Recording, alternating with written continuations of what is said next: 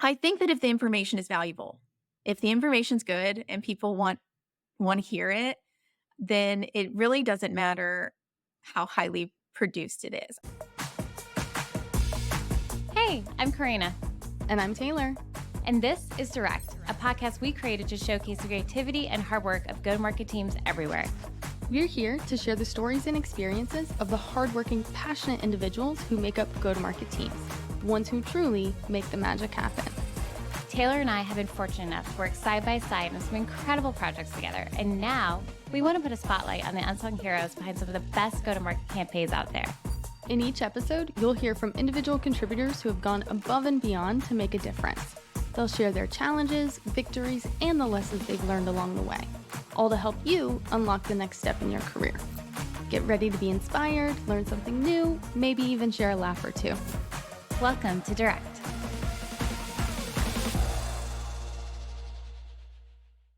Welcome back to Direct. I'm Taylor Young with my fabulous and brilliant co-host, Corrina Owens. Hi, all. So happy to be here with you guys today, and really happy because we have a special guest on today that's really close and personal to Taylor.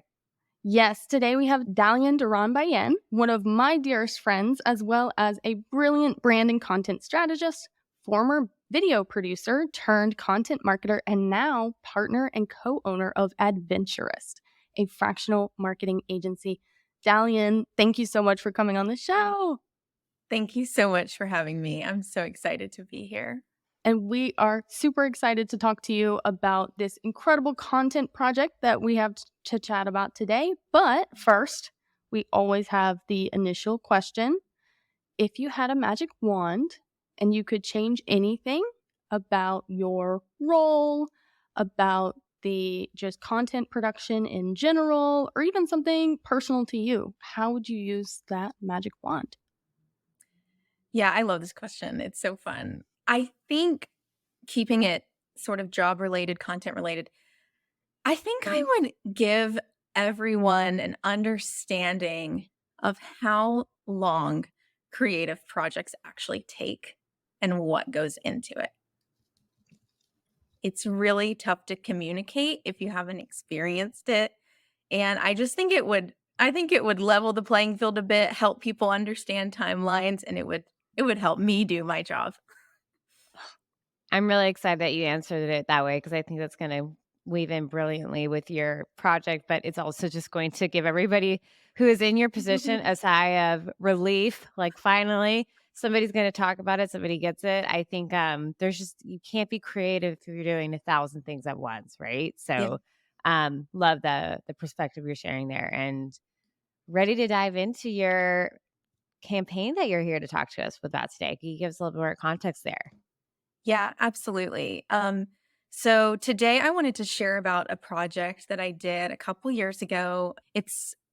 Was with a job where I met Taylor, and we have a real bond over this particular project. But we set out to start a blog for a commercial flooring manufacturer. And the idea to start a blog had been around in the department for a little while, but Taylor really spearheaded the start of it. And then it got passed off to me to manage on the day-to-day. And it's really the project that turned me into a content marketer and set my career on a new path. So we had a lot of technical information, and a lot of our real educational content was buried in these PDFs, like really boring white paper style PDFs. No offense to white papers, but that's where offense necessary. Offense totally necessary. I think it's time that we really ramp up how we think about content and you can have great content that's educational and exciting. So yes. So it was very non-exciting. And so we had all of that information sort of buried in PDFs. And what we needed to do was bring it into the digital realm. And it was all there, or a lot of it was there, but we wanted to take it and make it so that it was search engine optimized and so that it could be more shareable. a lot of people within the organization didn't even know where it was. And just putting it on a blog was just a central location where we could, make it beautiful, but also make the content really rich and value heavy. Because I think a lot of what we were doing in the marketing department at the time was seen as a nice to have.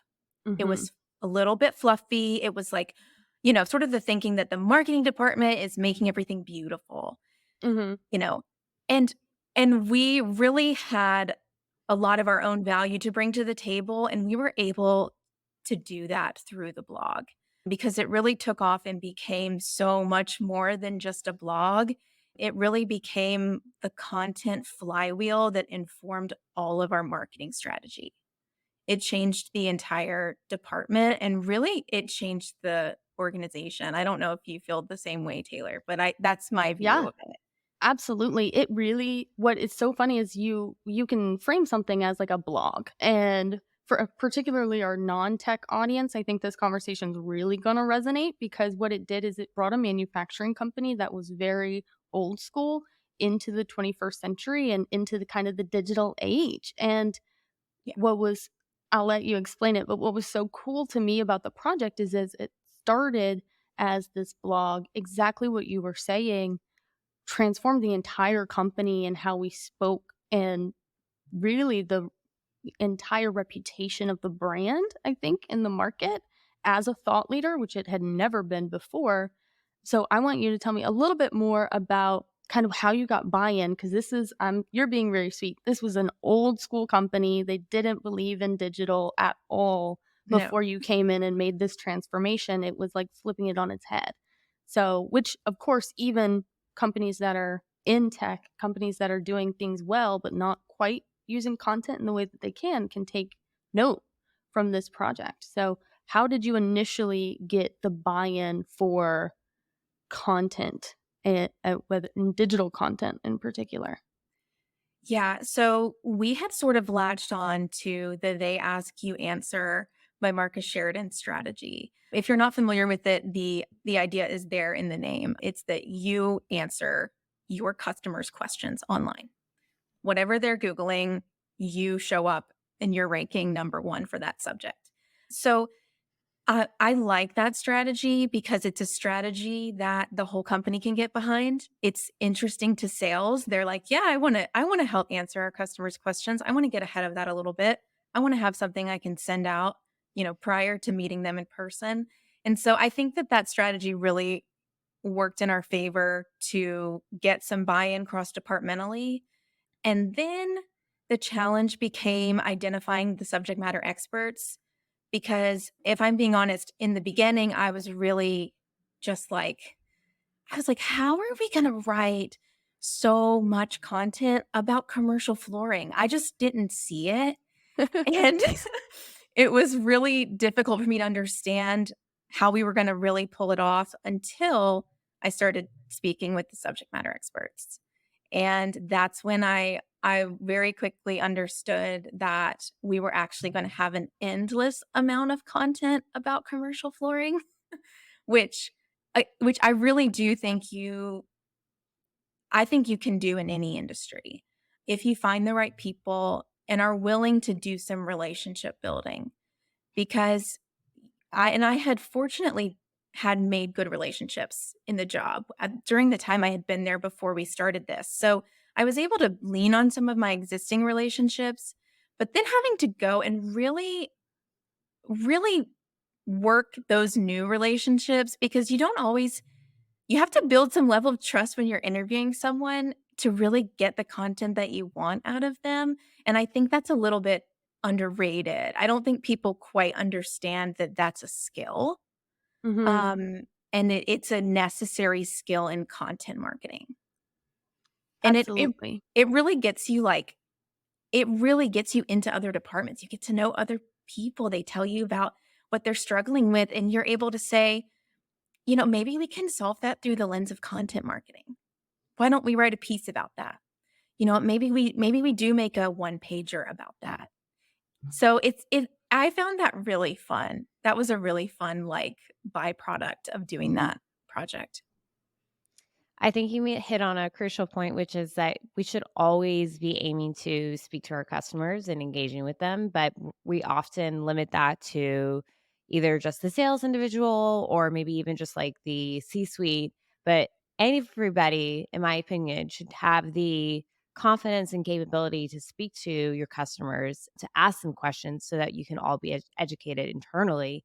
So that when you do release that content in whatever format or it's in, that they can actually it will resonate. But yeah, the relationship building aspect part, I think a lot of that comes from fear. So did you find that you had to, Taylor's earlier point, get a lot of buy-in just from that aspect alone, a lot like being allowed to reach out to the customers and start building that rapport and relationship? There was some internal fear about letting us, the marketing team, speak to customers. Definitely. There was some hesitation, I'll say. There was I hesitation around the whole concept, right. but we just sort of, we really were pushing our way to get what we wanted because we really believed in the outcome of it. Mhm. Kind of Um, more of a ask for forgiveness later. yes. Yeah. Well, and we were able to kind of show how helpful it was because Yeah. all of this content, even in the They Ask You Answer, is in the like, we're just helping our customers. And that, but we also showed how helpful it is. And I'll ask this question back to you, Dalian. I think we also showed how helpful it was to our field sales team Yeah. to be able to grab a link from the blog and say, we answered this already. This is a common question a lot of our Mhm. customers have. If you're concerned about this, here is a 3, 4, 5 minute read on this exact topic. So, Dalian, I don't want to skip over the fact that you were talking about this level of content creation because I think so many of us saw, hey, we want to start a blog. And then it was, we want to write a blog a week. And that was terrifying because, first of all, we were like, how on earth are we talking about floors Yeah. once a week for what we hope to be many years Yeah. and creating that content. So, I know you did talk about SEO and some research online about what people are asking around flooring, but how else did you kind of source questions and topics that needed to be discussed and would help not only our customers, but also our salespeople and build that rapport? Yeah. So, yeah, getting the sales buy-in was huge for us, and Taylor and I had the opportunity actually to do a almost basically full company-wide presentation where we presented the idea and sort of got the buy-in all in one setting with the whole company listening. So that was a big advantage that maybe not everyone will have, but that was how it was in our case. And then in a way, in the beginning, we were taking a bit of a shot in the dark at what content was going to do well, if I'm being honest. So, and what we were doing was just, it was like, who's willing to talk to us? We'll go with that first. And once we had, I think we launched our blog with something around 8 articles. And what we did was we sort of had that proof of concept and we were able to show people how they could use it. We did a lot of sales training for how to utilize that content, which was really helpful. And and then we were able to start as we were building the blog, really start measuring like, oh, okay, which of these articles is resonating on top of other keyword research. We were using SEMrush. We got into some other things as well. We were using Google Search Console to monitor what was working, but we needed to get some stuff out there first because there wasn't a lot of content about commercial flooring, and even the competitors at the time, they had some, but it wasn't anywhere near what we were trying to aim for. We were aiming for like 2,500 words an article. We were like every article had a call to action. Every article had a download at the end of it. Every article was jam packed full of external and internal links. We were doing like 15 to 20 links per article. And all of that is a little bit standard now. But at the time and in our category, it absolutely was not. It was more like you'd find something like, here are 5 flooring trends that this designer finds interesting. Mhm. No one's Googling that. That's not it maybe is fun and maybe that's like a cool social media post, but it's not helpful information to customers. So that's like what we were changing. We were really trying to create content that was gonna make us stand out from our competitors. So we didn't have much to compare to at the time. Which is a great way to launch a new initiative. I've had similar experiences too, where I've come in and they loved using a branded term that only resonated internally with the company Mhm, and not externally with our clients. And so that was and something that I've had in the past before too, where I showed them that, well, we can actually appear more mhm, online if we're using the actual voice of the customer, how they speak. I want to dig into a little bit further the metrics because I think that to your point with the magic wand, which I know we'll revisit at the end, but it takes time, it takes research, it takes lots of resources. yeah. Just knowing the economy we're in today, if you were to be faced with that project again in today's environment, even with still those old school beliefs, I mean, how would you recommend others think about proving out the ROI and really any KPIs around that, starting from like beginning of the project all the way through launch and then post launch too? What did success look like for you guys and how were you able to prove that out? Yeah, so I think if I were restarting this project in today's landscape, obviously there's a couple differences. So now we can write a little bit faster with AI, some assistance from AI tools that would have been majorly helpful at the time. So you have a little bit of a leg up in that sense, and you don't need to hire a huge team of writers, which is a good thing. But I do think that there needs to be a lot of human oversight and input, especially just, as you're refining that content, really writing catchy intros and outros and making sure that things connect between blog articles. A way you can really measure the success of a piece of large format content like that is not only how many people are viewing it or how long they're reading it, but how you can enrich that content and how much it can be repurposed and redistributed. So you can use something like a blog or a podcast. You can actually make both at the same time, but you can use something like that to get all of your content for your emails. Use all of the content from your blog and your podcast to create all of your social media posts. And e- and then measuring the reach of one piece of content, how far it can be redistributed and repurposed, I think would be the best way to measure the success of it. Yeah, absolutely. And I think that one of the things that it's harder to measure, but just having been there, I think the reputation that we had in the market had changed quite a bit. And that Yeah. I you can't necessarily measure the internal reputation of a marketing team, but you can surely feel it. You can Yeah. feel that this project, I think more than anything we'd done in the past, made that transition you talked about marketing doing something tangible that helps the entire company and the customers as opposed to something that is purely for fluff or pretty or Yeah. making things pretty, which is really, especially in an old school company like we were at, was the primary thought about what the team did.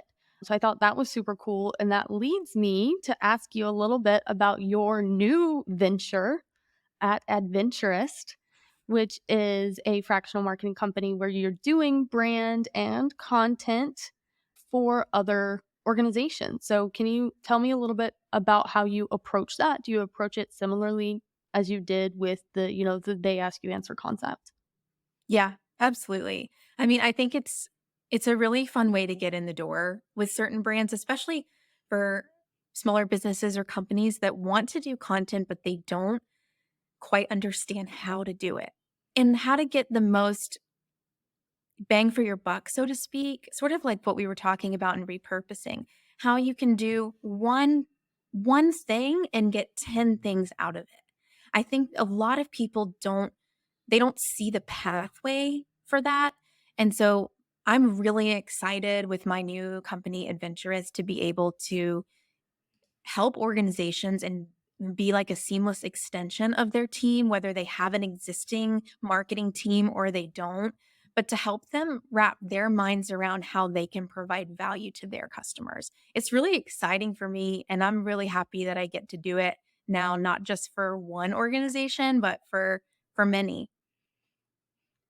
That's great, and I think that's going to expose you to even more, like, voices of customers, and it's just gonna make it easier and easier for you to spin out more content and make you just a better producer at in whatever form that is. What would be some, like, hot tips or hot takes you would say for organizations that are looking to get new content out there, right? And that could be like we've spoken a lot about blogs, but obviously there's video, right? Yep. Super engaging, several different social media apps. So what are some ways you would say if you so if somebody want to get a quick win out the door for a content strategy for Q1 or the first half of the year, what would be like a framework you would share with them?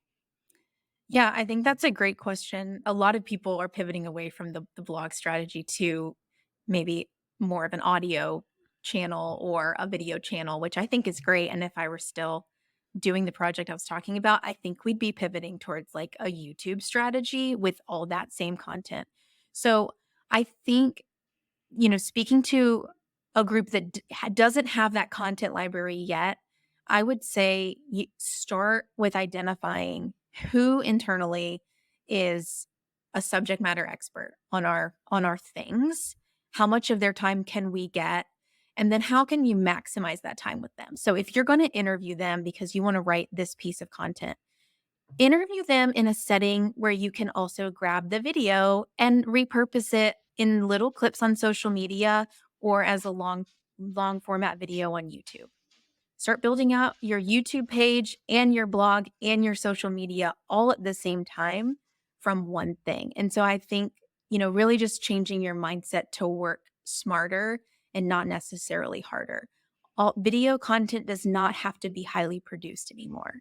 That's like people don't mind. They don't mind seeing your living room behind you. I actually think that's a great hot take because I think there's so many marketers out there that would say maybe the opposite. So tell me more there. I I think that if the information is valuable, if the information's good and people want to hear it, then it really doesn't matter how highly produced it is. There's a time and a place to spend the money and to really make something beautiful and clean, but it's not always possible. It's not always economical to do so, and I would just say don't let that stop you. If you don't have a video team or if you don't have the budget to spend on vendors, see what you can do internally. That is fantastic advice. And I want to make sure that we cover also, I think some of the hesitation that we get from marketing teams is exactly that point you made about subject matter experts. They feel like they have to be the expert in order to write the content, Yeah. or even like the companies that you're going after now to do this fractional marketing and brand and content strategy. What would you say to some of them that are saying, well, you're not an expert in my industry? How Mhm. would you be able to help us with content? What would you say to that? Yeah, it's definitely something that I think people get misunderstood sometimes. Yeah, I don't need to be an expert. I think you think of yourself almost like a journalist. You're really approaching it from that third party perspective, and you actually can get better content that way because you're not so close to it. And it gives you this angle that is an advantage because you're closer to the customer than you are to the expert, and it helps you bridge that gap. That's really what you're doing with content. Because as you were saying, sometimes there's little insider speak and things like that that you're too close to. You don't even realize that you're talking in a foreign language that no one can understand, and you have to you have to have that little bit of distance. And I think that, you know, yeah, don't get hung up on trying to learn every industry or be you as the content person being the expert. You rely on your experts to get the content that you're wanting to put out. And to your point, those experts can be your customers. Yeah, yeah, absolutely. They can be the customer. And that I think that's even a different angle than internal experts sometimes, because like I was saying, the language can be a little bit different. But yeah, sometimes your customers have a lot to teach you. And I think they provide the framework for how the content needs to be distributed and how it needs to be structured, how they want to consume it. This has been amazing, and I want to make sure our listeners get a couple of practical tips too. Can you talk just a little bit about the technology that and tools that you use, particularly kind of getting this strategy off the ground? You mentioned SEMrush. What else was super helpful? We used HubSpot. I've been fortunate to always work at organizations that are using HubSpot, and I'm a really big fan because their blog tool is very helpful. And if you're on the pro or enterprise level of HubSpot, they also have an SEO tool that we used a lot. It was really helpful when we got to the place where we could build more like content pillars. They have an actual content pillar planner, and that was really fun and helpful. And also, we didn't dig into this at all, but we were able to increase our, like, email open and click-through rates by massive amounts because we were, triggering certain emails to go out based on the content we were putting out on the blog. And in a niche category, we had really built a little commercial flooring following, which was really cool.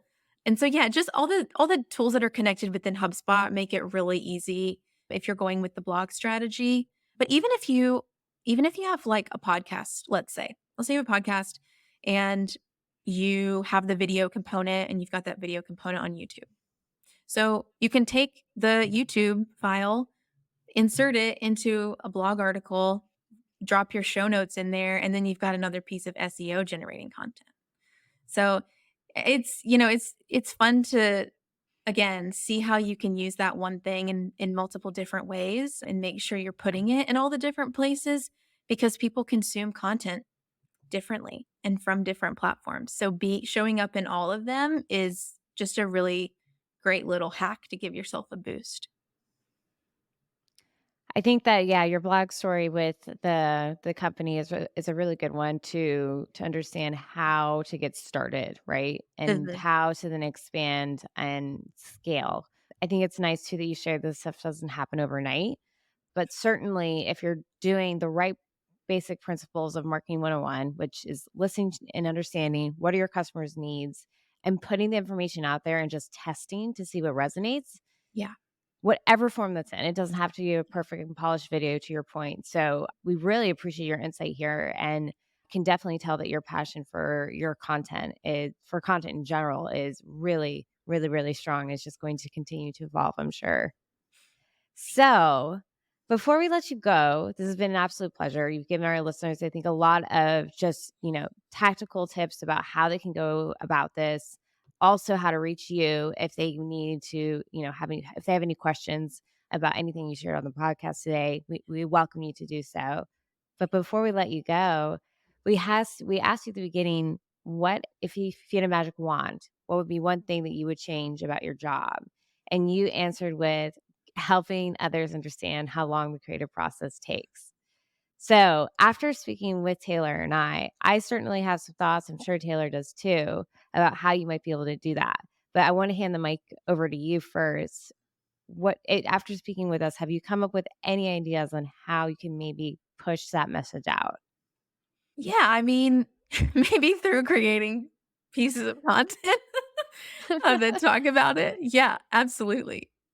Yeah, I think that's a great one. It was kind of what I was thinking. A lot of times I've done what I call like internal newsletters for my team. Yeah. And it just kind of helps paint the story. Like I keep it super simple, like what's new, what's working, what's next. Yeah. And I always tell people just there's no such thing as over communication.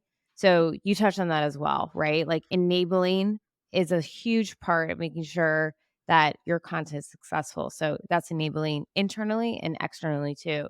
So I totally see you sending out little sound bites, like maybe, through Slack or through, email of, hey, this is something that's coming out in the future. This is the process of how we're doing it. take them through like the how long it's going to take step by step. And Yeah. then maybe you'll get them excitement. And then maybe they also won't be as kind of shell shocked. Cause I feel like a lot of times, and Taylor, I'm sure could speak to this too.